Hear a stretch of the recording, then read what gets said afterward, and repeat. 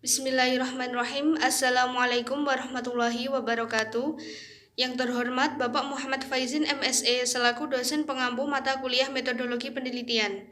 Mohon izin untuk saya memperkenalkan diri. Perkenalkan, nama saya Ria Rahmawati dengan NIM 401191162 dari jurusan Ekonomi Syariah angkatan 2019. Di sini saya akan mempresentasikan proposal skripsi saya dengan singkat, padat, dan jelas. Proposal skripsi saya berjudul Analisis Sistem Ekonomi Islam pada Produksi Deyati Keripik Tempe. Konsep yang tersirat dalam Al-Quran dan Hadis merupakan regulasi yang menangani tentang cara manusia menangani kegiatan produksi dan operasi baik kepada sesama maupun kepada lingkungan. Aturan-aturan tersebut dikenal sebagai muamalah yang menjadi pondasi umat Islam dalam melaksanakan kegiatannya sehari-hari.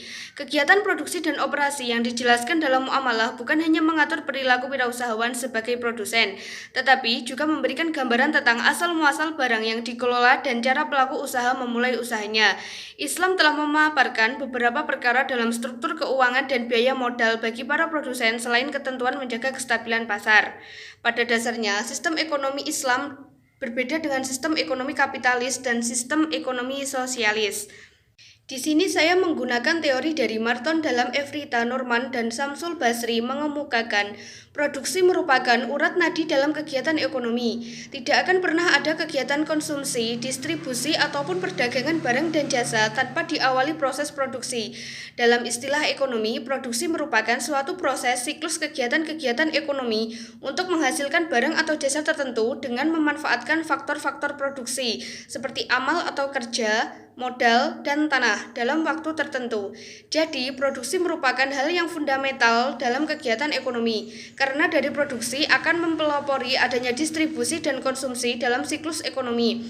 Dalam produksi akan dihasilkan suatu barang atau jasa yang mempunyai nilai guna, dan produksi yang efisien harus didukung faktor-faktor produksi yang tepat dan sesuai standarisasi yang telah ditentukan.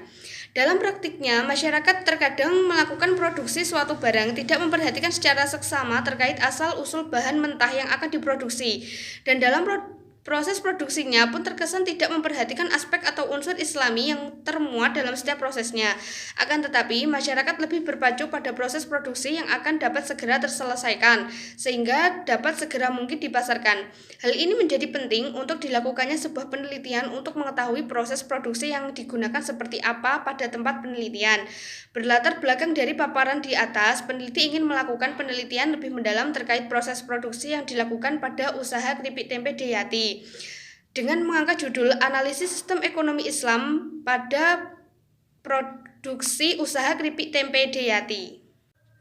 Dengan latar belakang tersebut, peneliti mengangkat rumusan masalah, yaitu yang pertama, bagaimana proses produksi Deyati keripik tempe, dan yang kedua, bagaimana sistem ekonomi Islam pada faktor-faktor produksi Deyati keripik tempe. Di sini peneliti menggunakan jenis pendekatan penelitian lapangan atau yang sering disebut dengan penelitian kualitatif.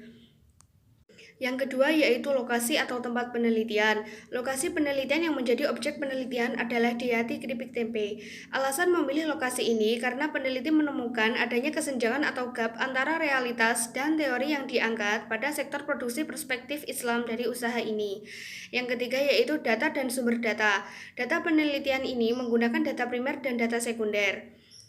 Sumber data utama atau primer dalam penelitian ini adalah informasi yang diperoleh melalui wawancara dengan pemilik usaha serta rekan pemilik usaha yang turut serta membantu berjalannya usaha ini. Sedangkan untuk data sekunder diperoleh melalui data-data yang sudah ada pada usaha yang menjadi objek penelitian atau diperoleh dari literatur atau data tertulis terkait dengan penelitian seperti dokumentasi, buku-buku, dan karya ilmiah lain. Dan yang keempat yaitu teknik pengumpulan data. Teknik pengumpulan data yang dilakukan untuk memenuhi data yaitu yang pertama ada wawancara, yang kedua ada observasi, dan yang ketiga ada dokumentasi.